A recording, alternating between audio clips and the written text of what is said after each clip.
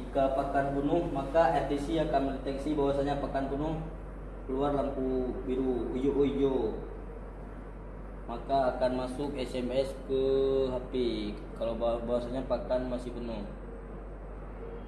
Ya, berubah lagi.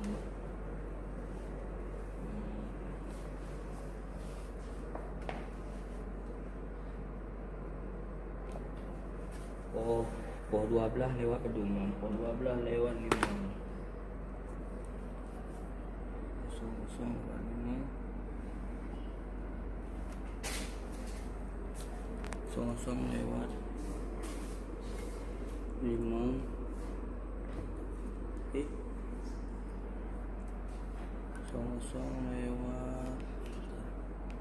Kosong lewat look. Masih look. Kosong.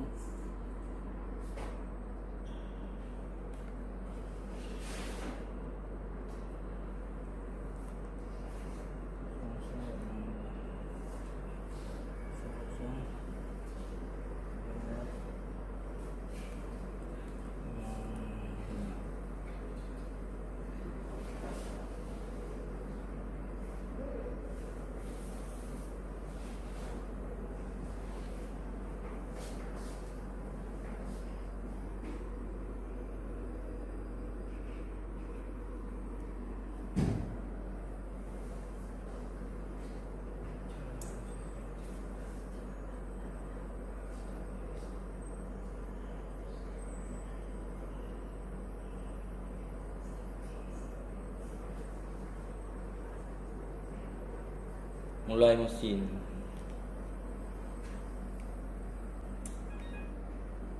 Kosong lewat 5. Kosong lewat 7. Saya mengulah harus bergerak.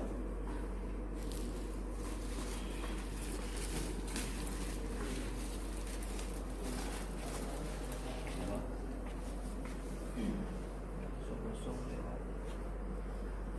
8.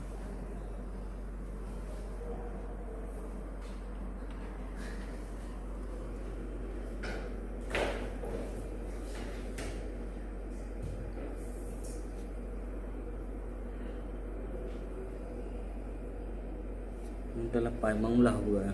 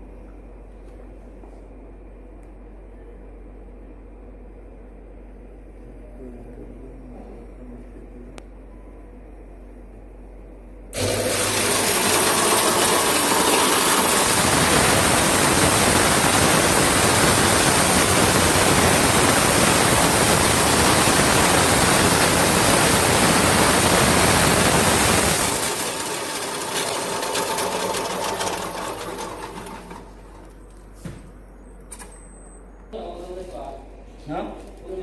Umur dah. Okey,